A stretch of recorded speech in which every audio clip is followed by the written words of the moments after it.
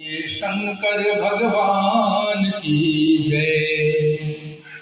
द्वादश ज्योतिर्लिंगों की श्रृंखला में आइए आज हम जानते हैं भगवान भीम शंकर ज्योतिर्लिंग के बारे में, जो कि छठवें ज्योतिर्लिंग के रूप में परिगणित है।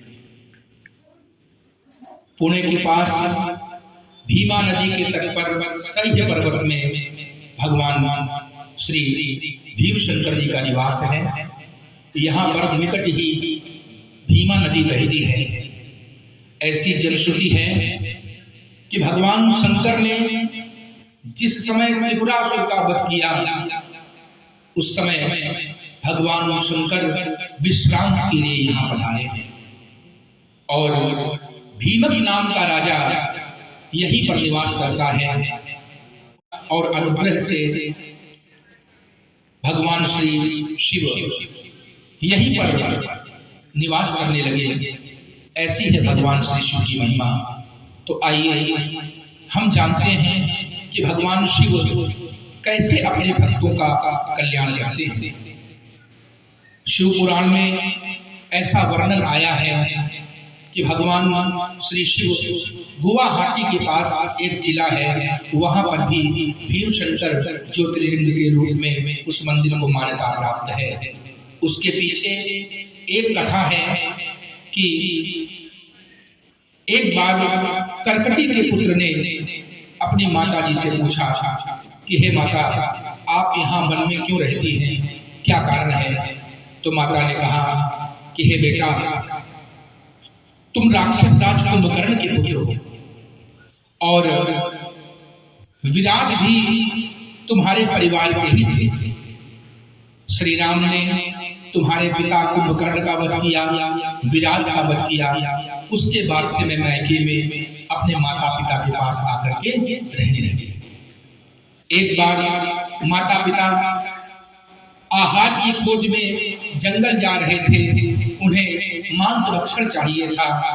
उन्होंने सोचा कि हम सुतीक्ष्ण को अपना शिकार बना लें और जैसे ही सुतीक्ष्ण को उन्होंने पकड़ना चाहा, भगवान श्री हरि की आज्ञा से ऋषियों ने उनको अपने मंत्रों के द्वारा भस्म कर दिया।